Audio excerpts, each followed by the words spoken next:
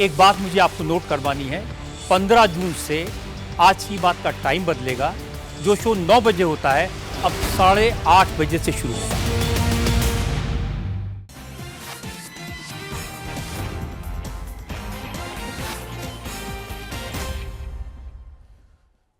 नमस्कार, स्वागत आप सभी का। मैं हूं सौरभ शर्मा। आप देख रहे हैं हकीकत क्या है। पीओके की आग पाकिस्तान के कोने कोने में फैल चुकी है। इस्लामाबाद से लेकर लाहौर तक पीओके में पाकिस्तानी फौज की क्रूरता के खिलाफ, पाकिस्तान की सरकार के खिलाफ, आसिम मुनीर के खिलाफ बगावत शुरू हो चुकी है। मुनीर के इशारों पर पाकिस्तान का मेन स्ट्रीम मीडिया यह झूठ फैला रहा है कि पीओके में पिछले 8 दिनों से चल रहा विरोध प्रदर्शन खत्म हो गया है। मुनीर के ऑर्डर पर पाकिस्तानी मीडिया यह फैला रहा है कि प्रदर्शनकारियों का धरना प्रदर्शन खत्म हो गया है। लेकिन सच्चाई यह है कि पीओके के रावला कोट में इस वक्त भी लाखों लोग सड़कों पर हैं। पीओके के कोटली, मीरपुर, नीलम वैली से लेकर मुजफ्फराबाद तक पाकिस्तान से लेंगे आजादी, ये नारे लग रहे हैं। पीओके से रुझान आने लगे हैं और जून शुरुआत है। जुलाई तक लड़ाई बहुत आगे बढ़ जाएगी। शुरुआती ट्रेंड्स आपको इस रिपोर्ट में मिलेंगे ताकि जब पीओके से कोई बड़ी खबर आए तो आप चौंकिएगा नहीं। पीओके में क्रांतिकारियों की फौज उतर आई है। मुनीर का खौफ आई है। पीओके में मुनीर से छीन के लेंगे आजादी वाली सेना उतर आई है। अब पीओके से तय पाकिस्तान की विदाई है। इस्लामाबाद कश्मीरियों का दुश्मन है, इस्लामाबाद हमारा दुश्मन है। इस्लामाबाद कश्मीरियों का दुश्मन है, इस्लामाबाद हमारा दुश्मन है। पीओके में खड़े होकर इस्लामाबाद को, मुनीर को कश्मीरियों का दुश्मन बताने वाला क्रांतिकारी नंबर 1 सरदार अम्मान खान। पहली क़यादत अगर अरेस्ट होगी तो दूसरी क़यादत मौजूद है, दूसरी अरेस्ट होगी तो तीसरी क़यादत मौजूद है। हमने हर चीज का हमने भी प्रॉपर इंतजाम करके रखा। पाकिस्तान की सरकार को, पाकिस्तान के एस्टेब्लिशमेंट को चैलेंज करने वाला पीओके का क्रांतिकारी नंबर 2 शौकत नवाज मीर। हमारी लॉन्ग मार्च किसी सूरत जो है पोस्टपोन नहीं होगी, किसी के पाबंद नहीं है। हम घरों से निकल गए तो फिर शायद हमारे मुतालबात भी यहां तक महदूद ना रहे। अगर आपने हम पे जबर का इस्तेमाल किया, ताकत का इस्तेमाल किया, जिस तरह आपने पिछली मार्च में, पिछली 2-3 मार्चों में किया, तो फिर हम आपके पाबंद नहीं है। पीओके में हजारों की भीड़ के सामने पाकिस्तान को खुल्लम खुल्ला धमकी देने वाला क्रांतिकारी नंबर 3 सरदार उमर नजीर। हमें इस हद तक मजबूर किया जाता रहा लोगों कि ये जो कोटली दरंग के मुकाम पर आईएसआई और एमआई के जो दफातर हैं, वहां लाने पर हमें मजबूर किया जाता रहा। हम उनके पैगामों को अपने जूते की नोक पर रखते रहे। आईएसआई को जूते की नोक पर रखने की बात कहने वाला पीओके का क्रांतिकारी नंबर 4 इम्तियाज असलम। शहर ने अंदरों ऐलान करने कि उसने खिलाफ असा पूरी जंग करसा और लड़सा उसने नाल। बना दो देख लो, हम तुम्हारी वोट है। बना दो देख लो, हम तुम्हारी वोट है। छोड़ो देख लो, हम तुम्हारी वोट है। कश्मीर। पाकिस्तान फौज से जंग का ऐलान करने वाला, हम मुनीर की मौत है का नारा लगवाने वाला क्रांतिकारी नंबर 5 ख्वाजा मेहरान अरशद। इन 5 शहरों ने इस वक्त मुनीर की नींद उड़ा रखी है। इन 5 शहरों ने पिछले 4 दिनों से पाकिस्तान के कब्जे वाले कश्मीर में बगावत की ऐसी आग लगाई है जिसकी लपटें इस्लामाबाद से लेकर रावलपिंडी तक दिखाई दे रही हैं। मुनीर के कट्टर दुश्मन कहे जा रहे पीओके के इन 5 चेहरों का, 5 क्रांतिकारियों का पूरा बायोडेटा आपको आगे देंगे।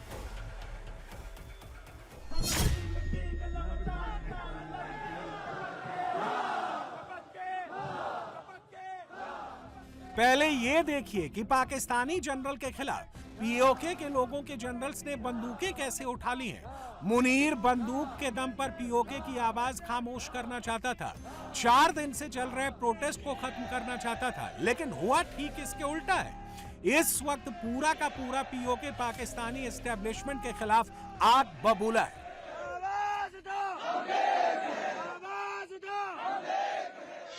टीवी चैनलों पे खबर चल रही है कि केसरिया से मन जोगी हुआ रे, दिल झूमे देखो मतवारा हुआ रे, केसरिया से मन जोगी हुआ। हर पल मनाओ केसरी त्योहार। विमल, बोलो जुबान केसरी।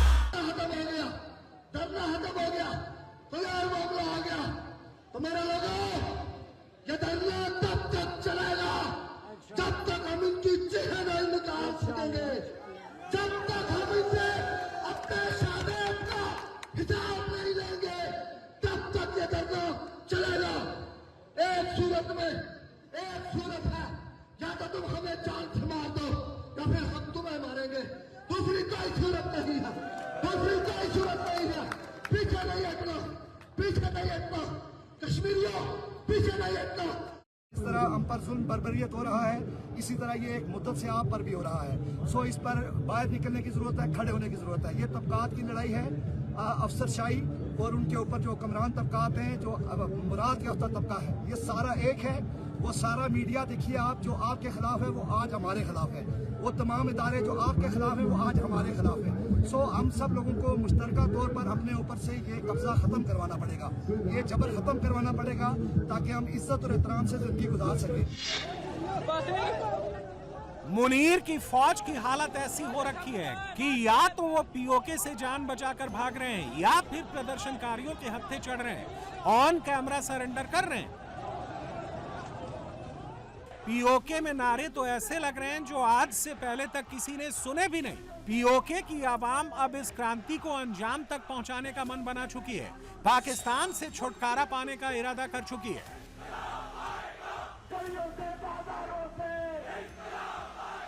मुनीर को ऐसी ऐसी गालियां पड़ रही हैं जिसकी कल्पना खुद कभी मुनीर ने नहीं की होगी। हम क्या चाहते, हम क्या चाहते, हम क्या चाहते है, हक हमारा है, हक हमारा। हम छीन के लेंगे, हम छीन के लेंगे, है हक हमारा है, हक हमारा। हम छीन के लेंगे, हम छीन के लेंगे, पाकिस्तान से लेंगे, चाइना से लेंगे, चाइना से लेंगे। अरे डरते क्यों हो, डरना छोड़ो, घबराते क्यों हो, घबराना छोड़ो। दो चार है वो, दो चार है वो, तुम लाखों में हो, तुम लाखों में हो। दो जोर से बोलो, दो जोर से बोलो, दिल फाड़ के बोलो, दिल फाड़ के बोलो।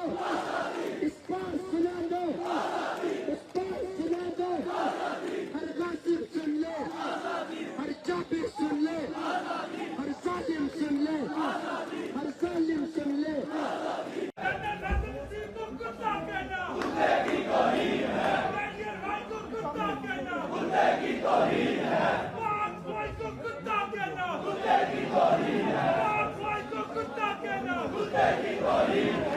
ये अब साबित हो चुका है, ये पाकिस्तान की फौज नहीं है और ना ही कोई पाकिस्तानी इस फौज को ऑन करता है। ये यजीदी फौज है, ये किराए के कातिल हैं। इन्होंने जियाउल हक ने भी, आप तारीख को उठाकर देखें, फलस्तीन में जाकर ये इसने नौकरी की और इसने फलस्तीनियों के ऊपर भी इन्होंने फायरिंग की हुई है। ये 1765 से लेकर ये मीर जाफर की जो नस्ल है, ये वही नस्ल आज तक चलती आ रही है। पाकिस्तान से हमारा कोई ताल्लुक नहीं है। पाकिस्तान से हमें पता चल गया है कि कश्मीरियों के कितने हमदर्द हैं, वो आपने देख लिया है। इसलिए हमारा इसके बाद यही एक मुतालबा है कि हमें कश्मीर, पाकिस्तान के साथ हमारा ताल्लुक ही नहीं है। अपने नौजवानों के एक एक कतरे का बदला लेने से पहले इंशाअल्लाह पीछे नहीं हटेंगे। अगर हमें मजीद जाने देनी पड़े, जाने पेश करेंगे, पीछे नहीं हटेंगे। इधर आज सितम कर, तो सितम आजमा, हम जिगर आजमाए तो तीर आजमा। इंशाअल्लाह यहाँ पर भी आप लोगों ने देखा होगा कि नौजवान, वो बुजुर्ग जिनको घरों में जाकर इदरीस काज़म ने रोका है, इदरीस काज़म, अमजद अली, इसी तरह उसके छोटे छोटे सोलतकारों ने हमारे नौजवानों के ऊपर गोलियां बरसाई, एक गांव के अंदर लाकर आर्मी को घुसाया, एक गांव के अंदर लाकर रेंजर्स को घुसाया, नौजवानों के ऊपर बर्बरियत की मज़मूम कोशिश की गई। लोगों याद रखना, इन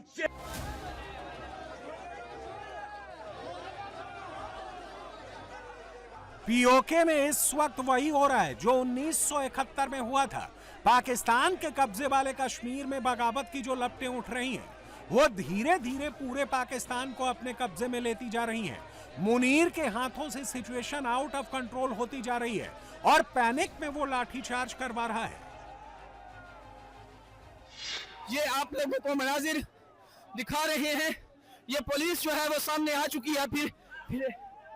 फिर एक दफा ये देख सकते हैं, ये मारने की कोशिश की जा रही है। ये जो है ये आप देख सकते हैं, इस टाइम पुलिस जो है वो लाठीचार्ज कर रही है और ये ताज़ा तरीन सूरत हाल आप लोगों को हम दिखा रहे हैं। शहर इक़्तिदार के अंदर से पुलिस ने जो है वो लाठीचार्ज शुरू कर दिया है और इस टाइम की ये सूरत हाल है।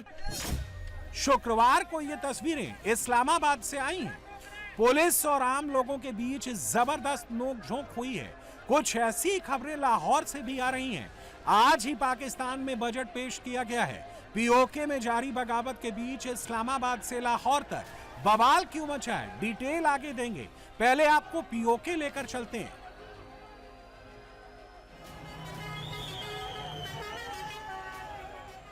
जून के महीने में पीओके में पाकिस्तान के चंगुल से आजादी वाली जो क्रांति उठी है, उस क्रांति को जैक यानी जम्मू कश्मीर ज्वाइंट अवामी एक्शन कमेटी के 5 सबसे बड़े चेहरे, 5 सबसे बड़े क्रांतिकारी लीड कर रहे हैं।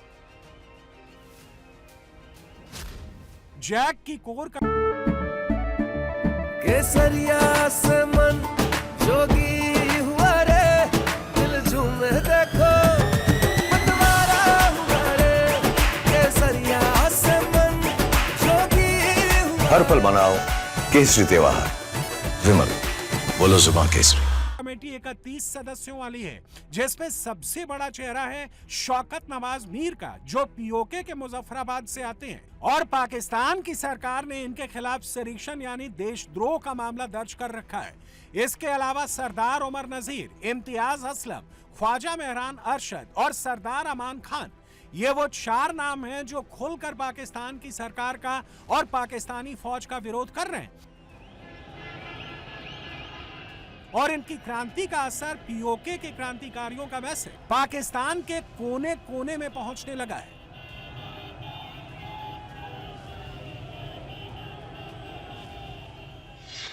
जिस तरह आपने गैर रियासती फोर्सेस, बिल्कुल वो गैर रियासती फोर्सेस हैं और मैं समझता हूँ कि यहाँ का जो नामनहाद हुक्मरान तबका है वो माजी से अगर सबक सीख लेता तो उसको जो है वो गैर रियासती फोर्सेस बुलाने की ज़रूरत ना पड़ती।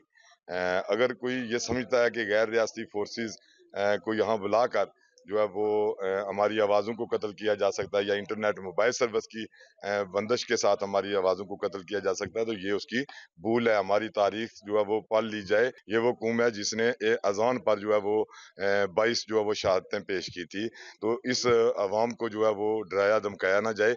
इनकी तारीख आप 1832 में जो है वो उठा के पढ़ लें कि इनके अबाव इदाद इस्लाफ सबद अली खान मल्लिक खान की जिंदा खालें उतारी गई थी। तो हमारी जिंदा खालें भी उतारी जाएंगी, तब भी जो है वो ये जिदोजहद जारी और सारी रहेगी और ये लॉन्ग मार्च हर जो है वो सूरत में मुजफ्फराबाद की तरफ इंशाल्लाह बढ़ेगा। साथियों, अभी हमने लाहौर में एक कश्मीर में जो हालिया सूरत हाल बनी हुई है उस हवाले से हमने एक यकजहती प्रोग्राम का इनेकाद किया है एमरजेंसी बुनियादों के ऊपर, क्योंकि इस टाइम कश्मीर के अंदर लाखों लोग अवामी एक्शन कमेटी कश्मीर की क़यादत में सड़कों पर हैं और उनके बुनियादी मुतालबात हैं। मुफ्त तालीम का मुतालबा है, अशराफिया की मराद के खात्मे का मुतालबा है, मुफ्त इलाज का मुतालबा है और वहाँ जो 12 सीटें उस बुनियाद के ऊपर जो हुकूमतें बनाई और गिराई जाती हैं और उस हवाले से उसके सीटों के खात्मे का मुतालबा है। और इस टाइम जो रावला कोट में कोटली में कश्मीरियों पर पाकिस्तान से बुलाई गई रेंजर्स FCPC की तरफ से जो सीधी गोलियां चलाई जा रही हैं, हम उसकी भरपूर मजम्मत करते हैं। तो ये हम सबके मसले हैं। इन मसाइल के लिए हम समझते हैं कि हम सबको इकट्ठा होना होगा और इस प्रोग्राम के जरिए हम इनकलाबी कम्युनिस्ट पार्टी के प्लेटफॉर्म से कश्मीर के मेहनत कश अवाम को ये पैगाम देना चाहते हैं कि आप लोग बिल्कुल भी अकेले नहीं हो। जो यहाँ लाहौर के मेहनत कश अवाम है वो आपके शाना बशाना खड़ी है, आपके साथ खड़ी है। और अभी जो मुजफ्फराबाद की तरफ लॉन्ग मार्च चल रहा है, हम उस लॉन्ग मार्च की हिमायत करते हैं और रियासत को ये बावर कराना चाहते हैं कि अगर उस लॉन्ग मार्च पर मजीद किसी तरह की बर्बरियत की गई, अगर फिर उस पर गोलियां चलाई गई, जिस तरह हमें खबरें मौसूल हो रही हैं कि रियासत इसकी तैयारियां कर रही है, तो हम ये पैगाम अभी जिस तरह लाहौर में हमने ये प्रोग्राम इनेकाद किया है, हम इसी तरह ये जो अवामी एक्शन कमेटी का जो पैगाम है वो लाहौर के फैक्ट्रियां हैं, यहाँ के जो मजदूर हैं, यहाँ के जो तलबा हैं, उनके पास लेकर जाएंगे और एक यकजहती कायम करेंगे। शौकत नवाज मीर को जैक का सबसे प्रभावशाली नेता माना जाता है। ये शख्स पब्लिकली कह चुका है कि पीओके किसी भी लिहाज से आजाद नहीं है। उमर नजीर कश्मीरी जैक के सीनियर कोर कमेटी मेंबर माने जाते हैं। ये खुलकर मुनीर का विरोध करते हैं। ख्वाजा मेहरान अरशद को मणि ऑफ डडियाल भी कहा जाता है। ये पीओके में युवाओं के बीच बेहद लोकप्रिय हैं, पेशे से वकील हैं और अपने आक्रामक भाषणों के लिए जाने जाते हैं। जबकि सरदार अमान खान को नई पीढ़ी की आवाज कहा जाता है। ये डिजिटल कैंपेन और सोशल मीडिया के जरिए युवाओं को जोड़ते रहे हैं। मई 2025 में हुए बड़े प्रदर्शनों में भी इनकी अहम भूमिका रही थी। पीओके में मौजूदा बगावत की पूरी रूपरेखा भी इन्हीं क्रांतिकारियों ने तैयार की है, जिससे मुनीर बिलबिला उठा है। 5 में से 4 यानी शौकत नवाज मीर, उमर नजीर कश्मीरी, मेहरान अरशद और सरदार अमान खान की गिरफ्तारी पर पाकिस्तान की सरकार ने 1 करोड़ पाकिस्तानी रुपए के इनाम का ऐलान तक कर रखा है। और तो और मुनीर अब पीओके के क्रांतिकारियों को भारत का एजेंट बताकर मौत के घाट उतारने की तैयारी तक कर रहा है। शौकत नवाज मीर जो है, उनके घर से इंडियन करेंसी बरामद हो गई है अचानक से, उनके घर से। अच्छा मुझे ये बात बताइए, ये इनका पता नहीं, ये आवाम को चे समझते हैं, ये समझते हैं कि हमें किसी को अकल ही नहीं है। कश्मीर में इंडियन करेंसी क्या करेगी? जाहिर है इसका मतलब ये कि इंडिया ने दी उन्हें। इंडिया पाकिस्तान में आजाद कश्मीर में इंडियन करेंसी क्यों देगी? यहां पर दलिया खरीदना इंडियन पैसे देके, यहां तो पाकिस्तानी पैसे चलेंगे ना। तो अगर उन्होंने देने हैं तो पाकिस्तानी करेंसी देंगे या डॉलर देंगे या कोई और गैर मुल्की करेंसी देंगे जो पाकिस्तान में चल जाए। इंडियन करेंसी शौकत मीर के पास होगी तो शौकत मीर को इतना नहीं अकल, या देने वालों को नहीं। मान लेते हैं 1 मिनट के लिए कि शौकत मीर जो है वो इंडिया के लिए काम कर रहे हैं, चले शौकत मीर को भी अकल नहीं होगी, इंडिया को तो अकल है ना कि हमने अगर पाकिस्तान में किसी को पैसे देने हैं तो वो कौन से पैसे देने हैं। मतलब अगर ISI अमेरिका में किसी को पैसे देगी तो पाकिस्तानी रुपए देके जाएगी, या इंडियन रॉ अमेरिका में किसी को पैसे देगी तो इंडियन रुपए देके जाएगी। इंटेलिजेंस एजेंसी अगर आपको पैसे पहुंचाने में कामयाब हो गई तो उनके लिए पाकिस्तानी पैसे आपको पहुंचाना आसान है। उन्होंने तो पूरे पाकिस्तान में गार्डियन की आपके सामने स्टोरी रखी थी, पूरी दुनिया के अंदर वो स्टोरी चली है आपके सामने कि किस तरीके से चुन चुन के उन्होंने जिन लोगों को टारगेट किया हुआ था उनको उन्होंने वाया UAE में जो पाकिस्तानी काम कर रहे थे उनको हायर किया और उनसे आके बंदे मरवा दिए। तो वो हवाला हुंडी से या UAE के थ्रू पाकिस्तानी करेंसी या UAE की करेंसी या डॉलर्स जो है वो पाकिस्तान में नहीं दिलवा सकते। यहां तो पाकिस्तानी पैसे खर्च होने ना, लेकिन टेलीविजन पर चलवाया गया कि उनके घर से अभी तक सैटेलाइट फोन नहीं मिला, अभी तक वहां से और ऐसी चीजों की इतला नहीं आई, वो भी आ जाएगी। को तोप शोप अंदर से नहीं निकली, को मेरा मतलब है कि माटर गोले वगैरह शायद नहीं निकले। हाँ, असलहा और इंडियन करेंसी जो है वो शौकत मीर के घर से निकली। ये सब कुछ चलवाया गया। क्या पाकिस्तान मुनीर जानता है कि पीओके में लगी बगावत की आग इतनी आसानी से बुझने वाली नहीं है। ये आग पूरे पाकिस्तान में फैलने वाली है और इसके डर से मुनीर ने अब उस प्लान को एक्टिवेट कर दिया है जिसके बाद हालात बेकाबू होने की 100% गारंटी है। मुनीर ने चुपचाप शैतानी चालें चलनी शुरू कर दी हैं और केसरिया से मन जोगी हुआ रे, दिल झूमे देखो मतवारा हुआ रे, केसरिया से मन जोगी हुआ। हर पल मनाओ केसरी त्योहार, विमल बोलो जुबान केसरी। पीओके में धारा 56 को हथियार बना लिया है। पाकिस्तानी फौज की गोलियों और हत्याओं से बात नहीं बनी तो पाकिस्तान के फील्ड मार्शल ने प्रदर्शनकारियों को आखिरी अल्टीमेटम दे दिया है। कह दिया है कि या तो हमारी शर्तों पर घुटने टेक दो या फिर आर्टिकल 56 का हंटर झेलने के लिए तैयार रहो। पीओके के इंटरिम कॉन्स्टिट्यूशन एक्ट 1974 का आर्टिकल 56 इस्लामाबाद के आकाओं को इतनी असीमित और क्रूर पावर्स देता है जिसकी कोई हद नहीं है।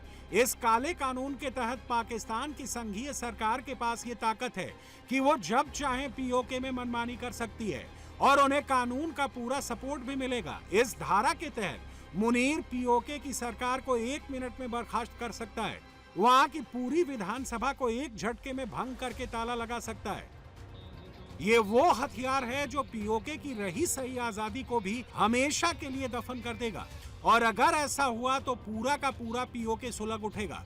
पाकिस्तान का कोना कोना भी इससे बच नहीं सकेगा और ये होकर रहेगा।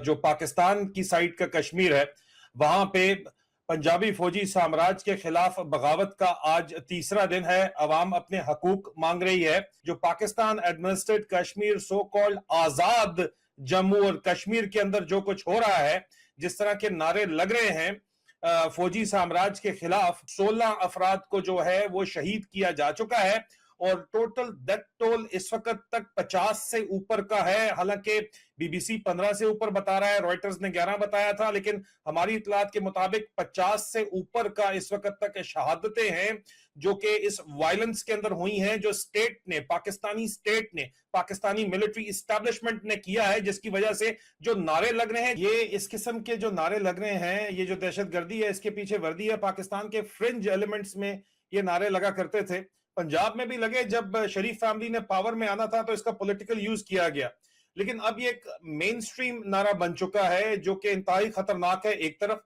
दूसरी तरफ श्रीनगर में जिस किस्म के हालात हुआ करते थे, कोई ज्यादा अरसा तो नहीं गुजरा जो विजुअल्स आया करते थे, अब वो हालात जो हैं वो मुजफ्फराबाद के, रावलाकोट के, मतलब पाकिस्तान की साइड के जो है वो हो गए हैं। मेरे पाकिस्तानियों, मीर जाफर ने ये फैसला कर लिया है कि पाकिस्तान डूबता है तो डूबे, जो मर्जी हो जाए, उसने इक्तदार नहीं छोड़ना और उसके इक्तदार के रास्ते में जो भी आएगा उसको जबर और जुल्म से निपटा दिया जाएगा। आपने बाकी मुल्क में जुल्म किया, जबर किया, इस्लामाबाद में आपने 26 नवंबर का सानिया बर्पा कर दिया और लोगों को याद दिला दी जो अंग्रेज के दौर में हुआ था, जलियांवाला बाग।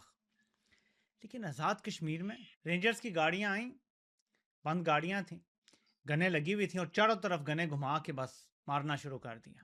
इस तरह मारा गया है। अब तो ये विटनेस अकाउंट्स आ गए हैं। लोग अपने घरों से अपने बच्चों को माएँ ऐसे रुखसत कर रही हैं जैसे उनकी जान चली गई तो वो अपना मकसद पा लेंगे। अब अवामी एक्शन कमेटी की लीडरशिप को भी जेलों में डाला जाएगा, तशद्दुद किया जाएगा, उनकी मुलाकातें बंद की जाएंगी और अगर पुलिस मुकाबले में मारे गए तो मार भी दिया जाएगा। ये अब इनका प्लान मुझे नजर आता है, मुझे जो समझ आ रहा है वो ऐसा ही प्लान है।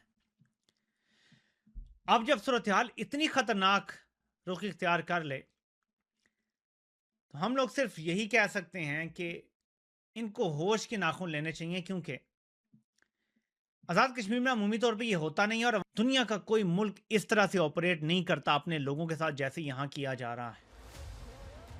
पीओके में बगावत की आग ने पाकिस्तान के उस सफेद झूठ को दुनिया के सामने पूरी तरह बेनकाब कर दिया है, जिसे वो बरसों से अंतर्राष्ट्रीय मंचों पर यह बेचता आया है कि पीओके पाकिस्तान का हिस्सा है। सच्चाई तो यह है कि पाकिस्तान का खुद का 1973 का संविधान भी पीओके को अपने देश का औपचारिक हिस्सा या 5वां प्रांत नहीं मानता। उसके संविधान का आर्टिकल 1 का क्लॉज 2D इसे अन्य माध्यमों से शामिल होने वाला क्षेत्र बताता है और आर्टिकल 257 कहता है कि जब कश्मीर के लोग पाकिस्तान के साथ जुड़ने का फैसला करेंगे तब दोनों के संबंध तय होंगे। कोर्ट में जस्टिस मोहसिन अख्तर कियानी के सामने हुकूमत पाकिस्तान ने आज ये कहा है कि आज़ाद जम्मू कश्मीर एक फॉरेन टेरिटरी है। ठीक है, फॉरेन, आज मान गया ना आपकी एक फॉरेन टेरिटरी है। पीओके पर पाकिस्तान के कागजी आजादी के पीछे एक और कहानी है और वो ये कि पीओके में पूरी तरह पाकिस्तानी आर्मी की हैवानियत का कंट्रोल है। रक्षा और सुरक्षा के मामले पर पीओके में पूरी तरह पाकिस्तानी सेना का नियंत्रण है। विदेश मामले की बात करें तो पीओके का दुनिया में कोई आजाद अस्तित्व नहीं है। पीओके में व्यापार से जुड़े सारे फैसले इस्लामाबाद लेता है। करेंसी के नाम पर यहाँ पाकिस्तानी रुपया ही चलता है। यूएन के फैसलों या प्रस्तावों को लागू करना, इस पर भी पाकिस्तान का ही एकाधिकार है। ये वो तमाम मुद्दे हैं जिनकी खिलाफत पीओके के लोग कर रहे हैं और मुनीर आवाज उठाने वालों का सीना गोलियों से छलनी करवा रहा है, संगठनों को बैन कर रहा है, आतंकी संगठन घोषित कर रहा है, जिसने पीओके में गुस्से की आग को और भड़का दिया है। अमेरिका के राष्ट्रपति का बहुत बड़ा बयान आया है। ट्रंप ने कहा है कि हॉर्मुज और ओमान की खाड़ी के पास भारत के जहाजों पर हमला अमेरिका ने नहीं किया। ये हमले अमेरिका को बदनाम करने के लिए किए जा रहे हैं। ट्रंप आरोप लगा रहे हैं कि भारतीय जहाजों पर ड्रोन अटैक ईरान ने किया था। ट्रंप ने थोड़ी देर पहले कहा कि हॉर्मुज में भारतीय जहाजों पर हमले तुरंत बंद होने चाहिए। 4 दिनों में 3 भारतीय जहाजों पर हमले हुए, जिनमें भारत के 3 सेलर्स को जान से हाथ धोना पड़ा। इसके बाद मोदी सरकार ने 2 बार अमेरिका के अधिकारी को तलब करके फटकार लगाई। ट्रंप खुद अब तक 39 बार यह कह चुके हैं कि युद्ध खत्म हो जाएगा। क्या सच में 39वीं बार युद्ध खत्म हो रहा है? क्या हॉर्मुज का रास्ता खुलेगा? ट्रंप जब जब कहते हैं डील हो जाएगी, बम नहीं चलेंगे, तभी वो यू टर्न ले लेते हैं, अचानक हमले शुरू कर देते हैं। क्या इस वीकेंड खाड़ी का युद्ध खत्म होगा या और बढ़ेगा? We just made a great settlement of the war with Iran, and we're going to be subject to finalization of documents. We should get done. Trump क्या मुस्तफा के साथ ब्लफ खेलता है? डील की बात कहकर हमला करता है।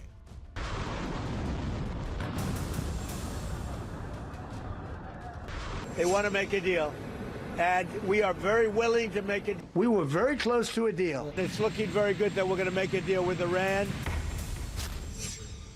ट्रंप ईरान से ब्लफ खेलता है, बड़े हमले की धमकी देकर तेल चुराता है।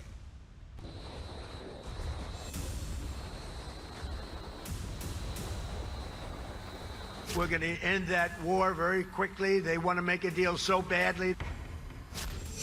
ट्रंप मीडिएटर से भी ब्लफ खेलता है, डील की बात कर बमबारी करता है।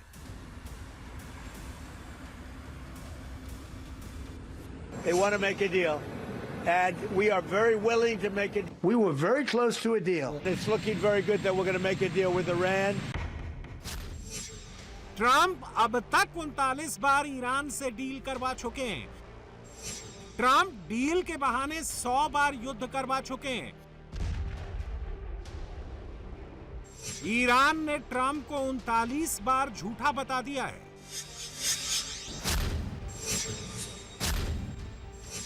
नेतन्याहू ने ट्रंप को 20 बार धोखा दिया। ट्रंप ने 11 जून की शाम को सोशल मीडिया पर लिखा, आज रात ईरान पर बहुत बड़ा हमला करेंगे, खार्ग आइलैंड पर कब्जा कर लेंगे, ईरान का तेल और गैस छीन लेंगे। 5 घंटे बाद अंकल ट्रंप फिर पलट गए, बिल्कुल बेपेंदी के लोटे की तरह। कहने लगे उन्होंने ईरान पर हमले और बमबारी का प्लान रद्द कर दिया है। ट्रंप ने जितनी बार कहा डील करेंगे, हमले नहीं करेंगे, उतनी बार ईरान पर बहुत बड़े हमले हुए। आग के शोलों से घिरा ये ईरान का केशम आइलैंड है। अमेरिका ने यहां मिसाइल और ड्रोन से डबल अटैक किए। हॉर्मुज के पास बसा केशम आइलैंड कई घंटे आग की लपटों में जलता रहा।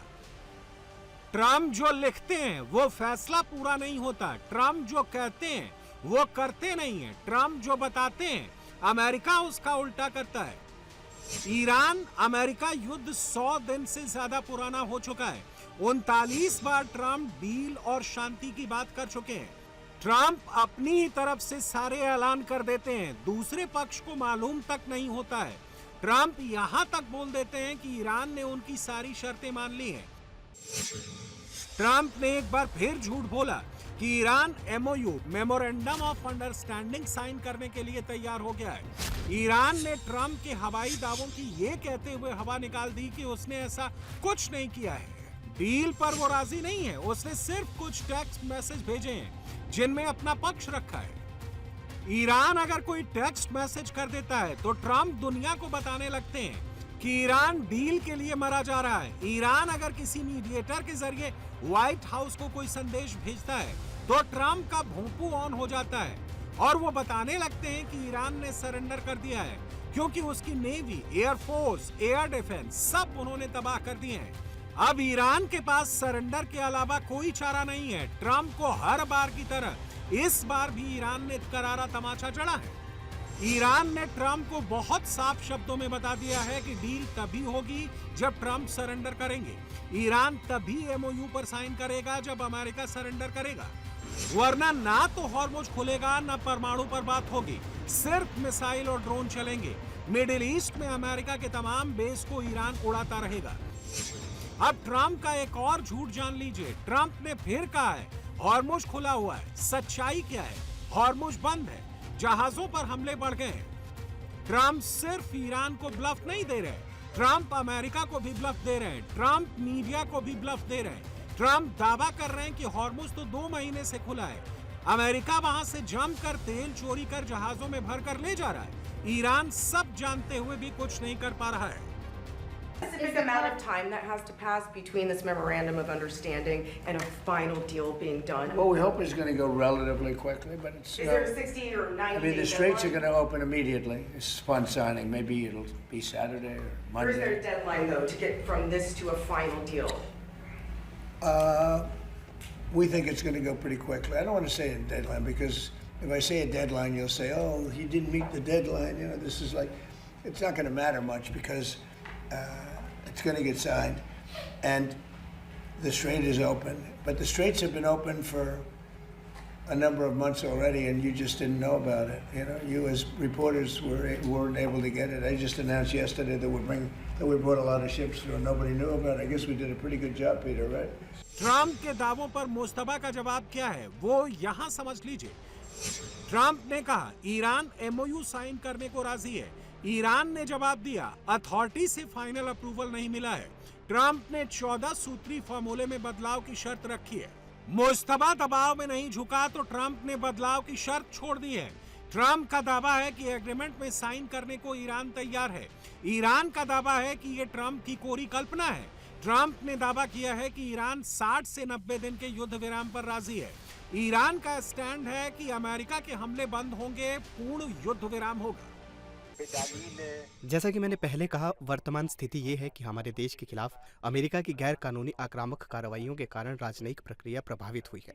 पाकिस्तान और कतर दोनों के मध्यस्थ अभी भी सक्रिय हैं। जहां तक टेक्स्ट का सवाल है, मैं आपको बता सकता हूं कि टेक्स्ट लगभग अंतिम रूप ले चुका है। समस्या ये है कि अमेरिका के रुख में मौजूदा विरोधाभासों ने इस प्रक्रिया में उथल पुथल मचा दी है।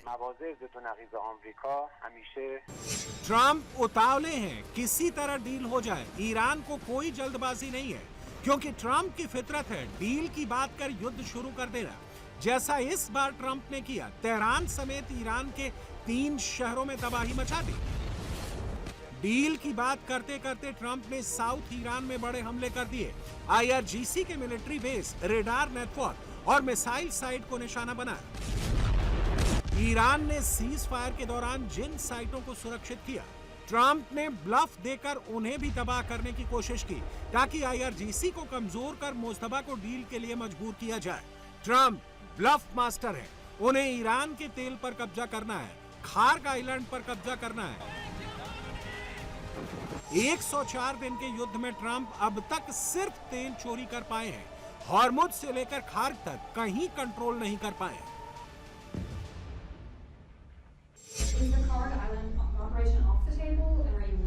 Well, now it would be. If we signed this agreement, it would be. They weren't so thrilled when they heard that that's what I would have done. And I just don't think, I like it great. Look at Venezuela, how well that's worked out. Trump किसी के सगे नहीं है। Trump ने पाकिस्तान को किनारे कर दिया है। अब ईरान डील इस्लामाबाद में नहीं होगी, यूरोप में होगी। ट्रंप ने फील्ड मार्शल मुनीर को दूध में पड़ी मक्खी की तरह डील से निकाल कर फेंका है। डील पर ईरान की तरफ से मुस्तफा खामेनेई के साइन होंगे। अमेरिका की तरफ से उपराष्ट्रपति जेडी वेंस दस्तखत करेंगे।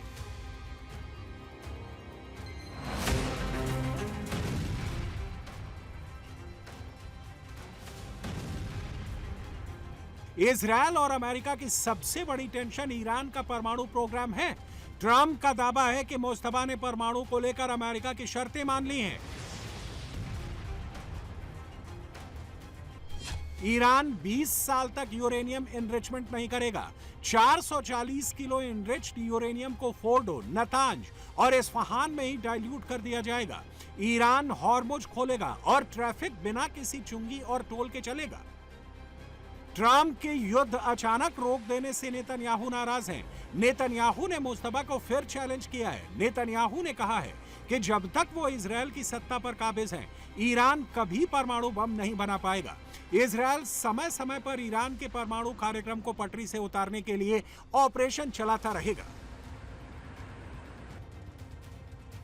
Essentially, most important paragraph to me, Iran will in no way, shape or form have a nuclear weapon or purchase a nuclear weapon. But is this just a concept of that agreement when it comes to nuclear? You said this was just a concept of that agreement. So is this just essentially setting the stage for deeper talks on nuclear? It's a very strong memorandum of understanding that is a little conceptual, but it's something that's going to get done. And if it doesn't get done for any reason, which I can't imagine that not happening, they want to sign it as much as I do or more. I would say they want to sign it more, maybe a lot more. But it's a very detailed a memorandum of understanding, also agreed to by many other countries that have great influence over them, and everybody wants it done. So it's going to get done.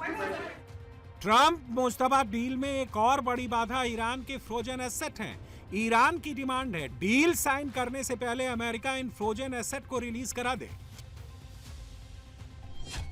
Iran के frozen asset करीब $100 अरब हैं। Trump बिना deal sign कराए एक भी fund release नहीं करेंगे। Iran के हमलों से मिडिल ईस्ट के देशों को जो नुकसान हुआ, उसकी भरपाई भी इसी फ्रोजन फंड से की जाएगी।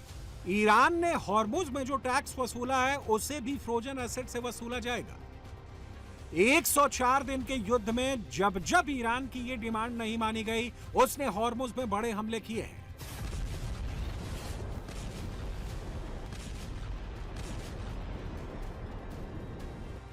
पीस डील तभी पूरी होगी जब ट्रंप लेबनान का मुद्दा भी हल करा देंगे। ट्रंप ने नेतन्याहू पर दबाव डालकर दोबारा लेबनान में शांति समझौता कराया था, वो फिर टूट चुका है। इजरायल लगातार भारी बमबारी कर रहा है। साउथ लेबनान में इजरायल भारी तबाही मचा रहा है। अगर अमेरिका और ईरान के बीच डील होती है तो इजरायल को लेबनान में कब्जाया गया पूरा इलाका खाली करना होगा। साउथ लेबनान से सैनिकों को वापस बुलाना होगा। लेबनान में सभी तरह के सैन्य हमले बंद करने होंगे। अब सबसे बड़ा सवाल, ट्रंप क्या नेतन्याहू को ऐसा करने के लिए राजी कर पाएंगे? इजरायल जिस तरह से नए हमले साउथ लेबनान में कर रहा है, उससे उम्मीद बहुत कम है कि नेतन्याहू ट्रंप के डील प्लान को कामयाब होने देंगे। मुस्तफा हर हाल में इजरायल को साउथ लेबनान से हटाने की डिमांड कर रहा है। वहीं नेतन्याहू रोज नए गांव खाली कराने की वार्निंग दे रहे हैं। अब नेतन्याहू ने साउथ लेबनान के 3 नए गांवों को खाली कराने का फरमान दिया है।